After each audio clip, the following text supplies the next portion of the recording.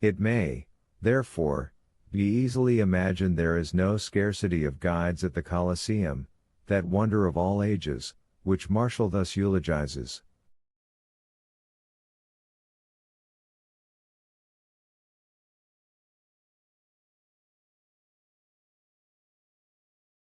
Let Memphis cease to boast the barbarous miracles of her pyramids, and the wonders of Babylon be talked of no more among us. All must bow to the superiority of the gigantic labor of the Caesars, and the many voices of fame spread far and wide the surpassing merits of this incomparable monument.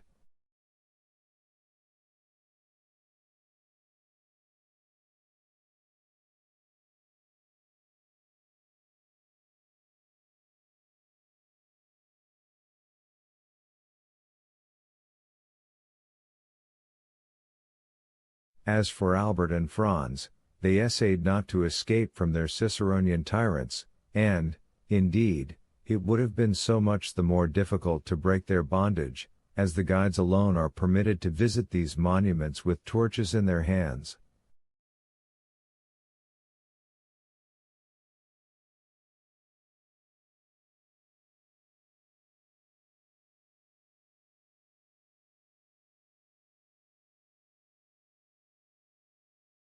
Thus, then, the young men made no attempt at resistance, but blindly and confidingly surrendered themselves into the care and custody of their conductors.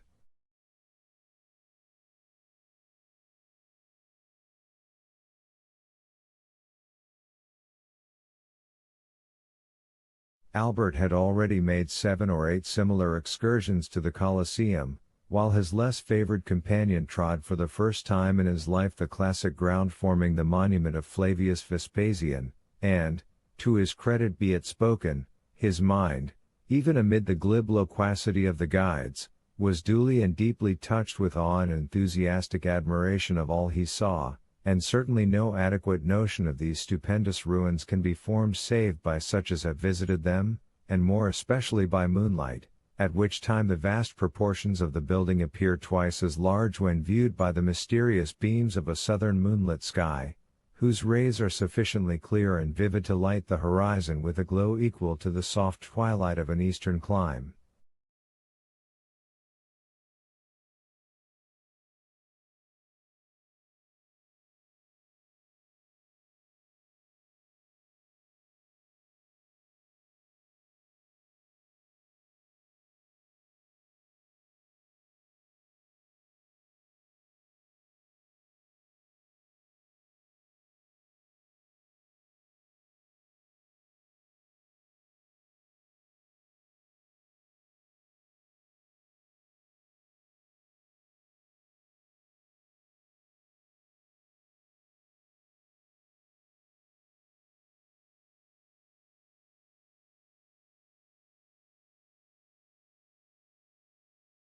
Scarcely, therefore, had the reflective Franz walked 100 steps beneath the interior porticos of the ruin, than, abandoning Albert to the guides, who would by no means yield their prescriptive right of carrying their victims through the routine regularly laid down, and as regularly followed by them, but dragged the unconscious visitor to the various objects with a pertinacity that admitted of no appeal, beginning, as a matter of course, with the lion's den, and finishing with Caesar's podium, to escape a jargon and mechanical survey of the wonders by which he was surrounded. Franz ascended a half-dilapidated staircase, and, leaving them to follow their monotonous round, seated himself at the foot of a column, and immediately opposite a large aperture, which permitted him to enjoy a full and undisturbed view of the gigantic dimensions of the majestic ruin.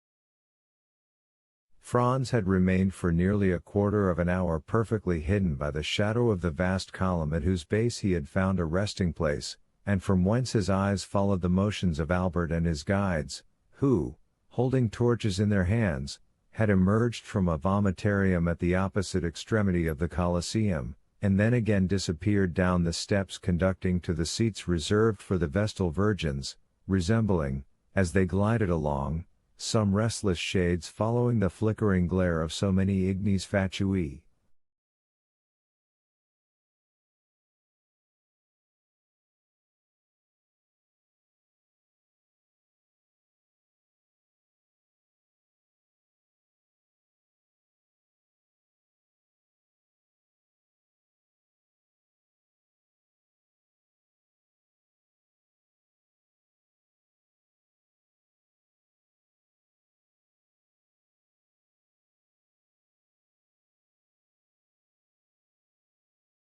All at once his ear caught a sound resembling that of a stone rolling down the staircase opposite the one by which he had himself ascended.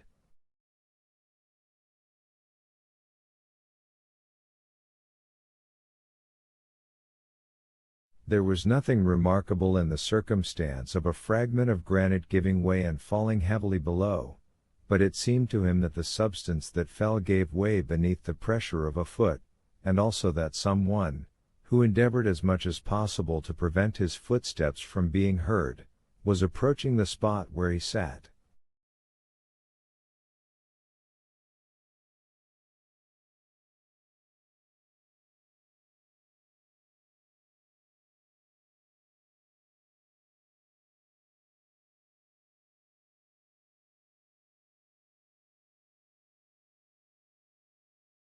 Conjecture soon became certainty, for the figure of a man was distinctly visible to Franz, gradually emerging from the staircase opposite, upon which the moon was at that moment pouring a full tide of silvery brightness.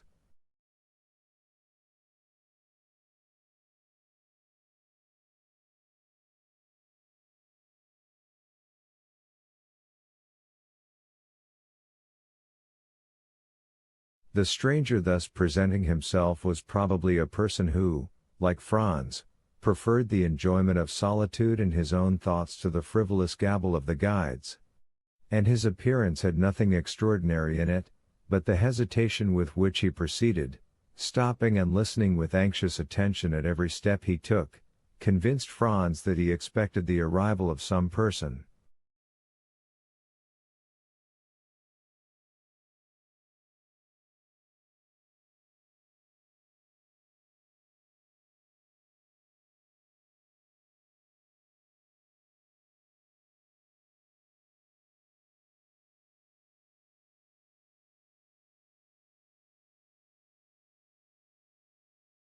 By a sort of instinctive impulse, Franz withdrew as much as possible behind his pillar.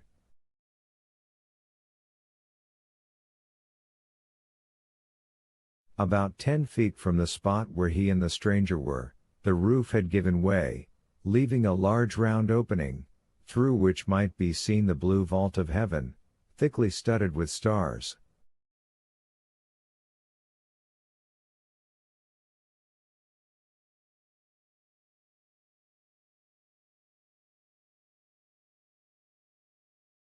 Around this opening, which had, possibly, for ages permitted a free entrance to the brilliant moonbeams that now illumined the vast pile, grew a quantity of creeping plants, whose delicate green branches stood out in bold relief against the clear azure of the firmament, while large masses of thick, strong fibrous shoots forced their way through the chasm, and hung floating to and fro, like so many waving strings.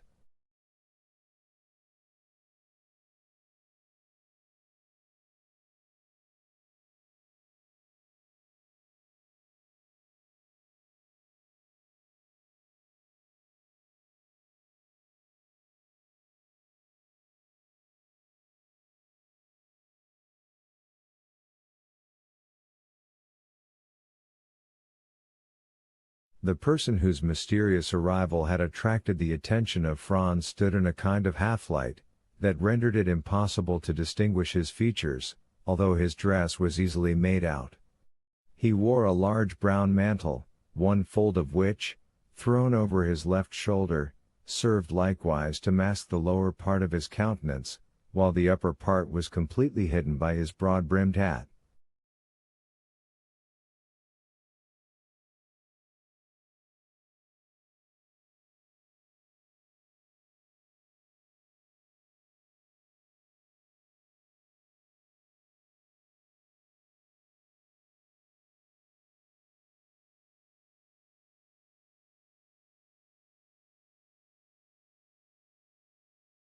The lower part of his dress was more distinctly visible by the bright rays of the moon, which, entering through the broken ceiling, shed their refulgent beams on feet cased in elegantly made boots of polished leather, over which descended fashionably cut trousers of black cloth.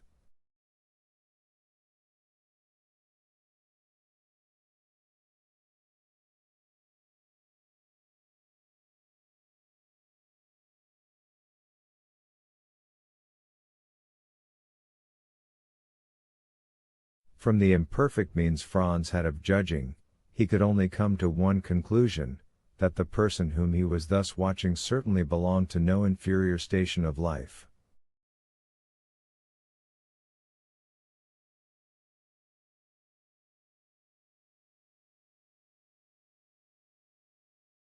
Some few minutes had elapsed, and the stranger began to show manifest signs of impatience, when a slight noise was heard outside the aperture in the roof, and almost immediately a dark shadow seemed to obstruct the flood of light that had entered it, and the figure of a man was clearly seen gazing with eager scrutiny on the immense space beneath him.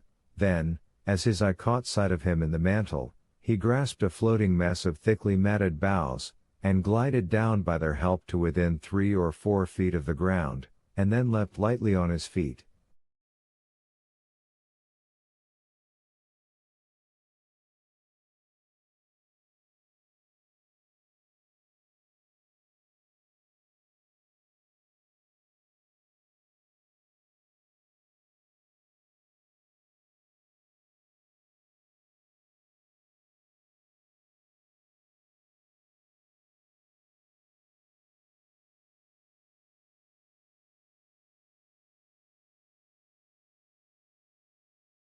The man who had performed this daring act with so much indifference wore the Trastevere costume.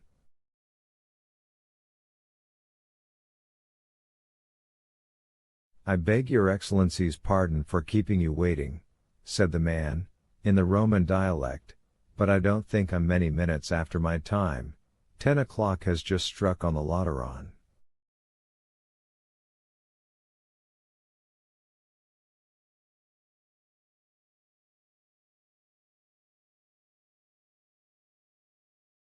"Say not a word about being late," replied the stranger in purest Tuscan, "'tis I who am too soon.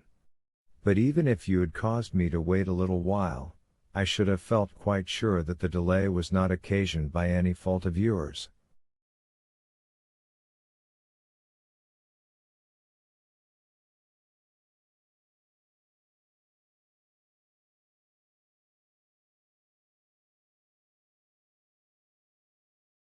"Your Excellency is perfectly right in so thinking," said the man.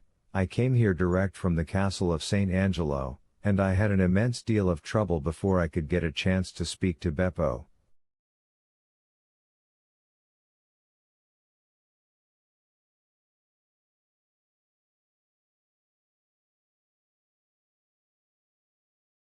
"And who is Beppo?"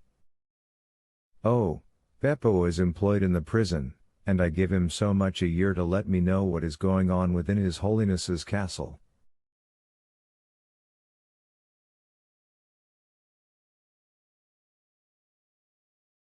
"Indeed. You are a provident person, I see." "Why, you see, no one knows what may happen. Perhaps some of these days I may be entrapped, like poor Peppino, and may be very glad to have some little nibbling mouse to gnaw the meshes of my net, and so help me out of prison."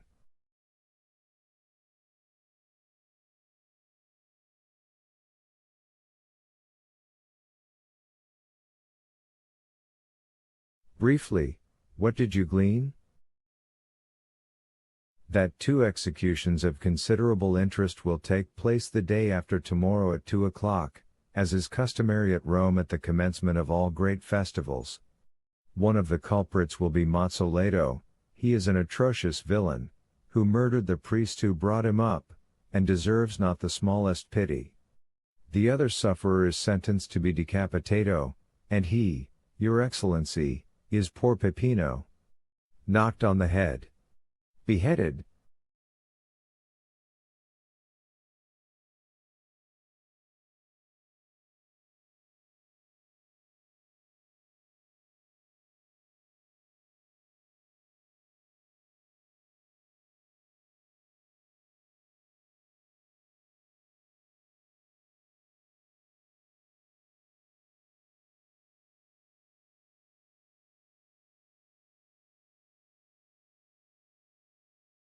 The fact is, that you have inspired not only the pontifical government, but also the neighboring states, with such extreme fear, that they are glad of all opportunity of making an example.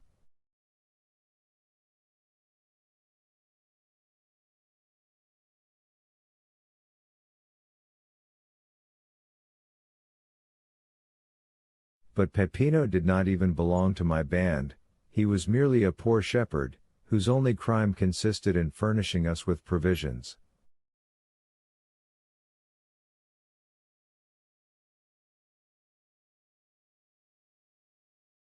Which makes him your accomplice to all intents and purposes. But mark the distinction with which he is treated. Instead of being knocked on the head as you would be if once they caught hold of you, he is simply sentenced to be guillotined, by which means, too, the amusements of the day are diversified, and there is a spectacle to please every spectator.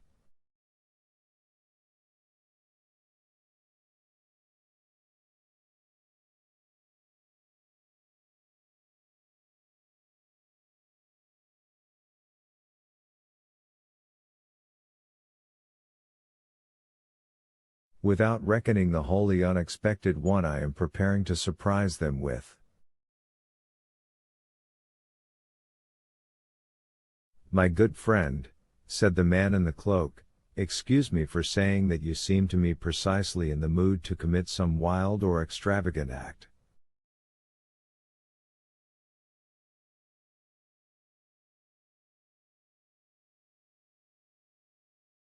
Perhaps I am. But one thing I have resolved on, and that is, to stop at nothing to restore a poor devil to liberty, who is got into this scrape solely from having served me. I should hate and despise myself as a coward did I desert the brave fellow in his present extremity.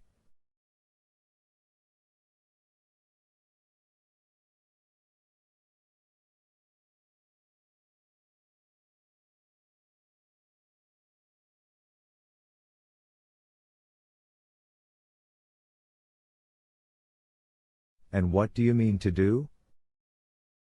To surround the scaffold with 20 of my best men, who, at a signal from me, will rush forward directly Peppino is brought for execution, and, by the assistance of their stilettos, drive back the guard, and carry off the prisoner.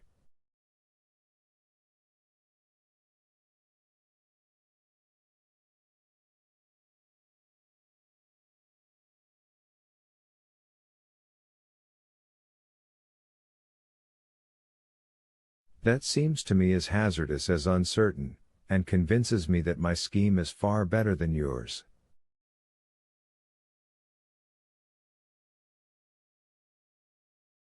And what is your Excellency's project? Just this. I will so advantageously bestow 2,000 piasters, that the person receiving them shall obtain a respite till next year for Peppino, and during that year, another skillfully placed 1,000 piasters will afford him the means of escaping from his prison.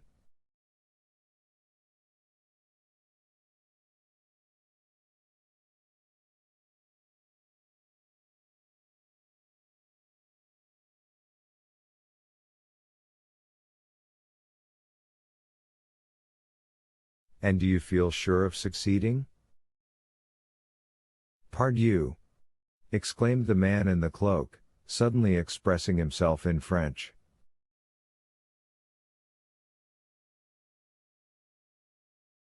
What did your Excellency say? Inquired the other. I said, my good fellow, that I would do more single-handed by the means of gold than you and all your troop could effect with stilettos, pistols, carbines, and blunderbusses included.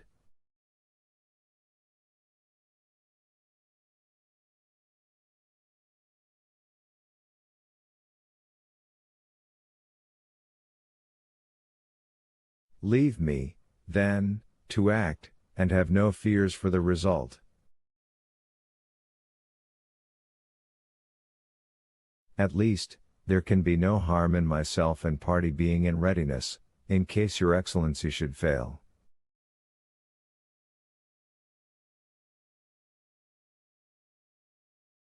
None whatever.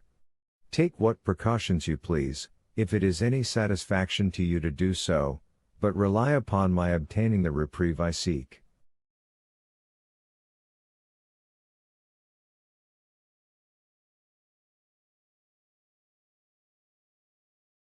Remember, the execution is fixed for the day after tomorrow, and that you have but one day to work in.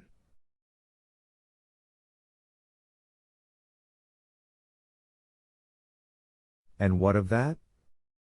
Is not a day divided into 24 hours, each hour into 60 minutes, and every minute subdivided into 60 seconds? Now in 86,400 seconds very many things can be done.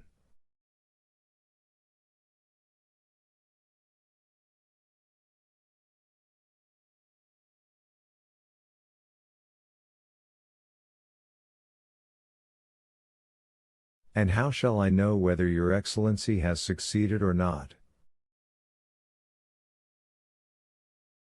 Oh, that is very easily arranged. I have engaged the 3 lower windows at the Café Rispoli. Should I have obtained the requisite pardon for Peppino, the 2 outside windows will be hung with yellow damasks, and the center with white, having a large cross in red marked on it.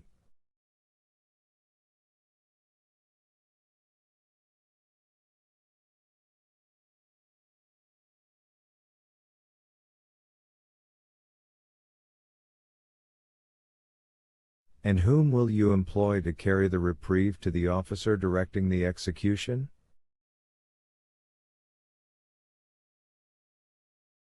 Send one of your men, disguised as a penitent friar, and I will give it to him.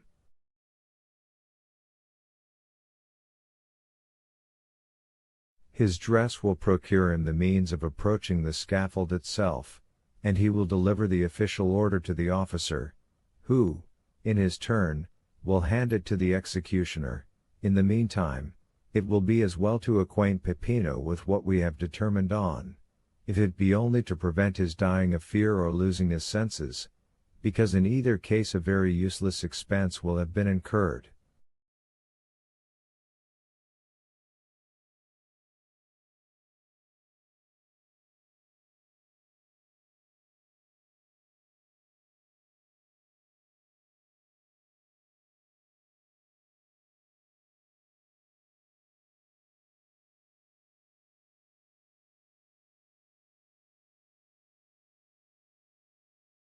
Your Excellency, said the man, you are fully persuaded of my entire devotion to you, are you not?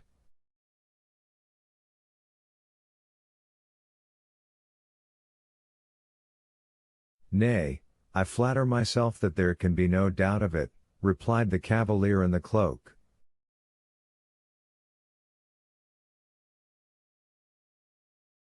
Well, then, only fulfill your promise of rescuing Peppino, and henceforward you shall receive not only devotion, but the most absolute obedience from myself and those under me that one human being can render to another.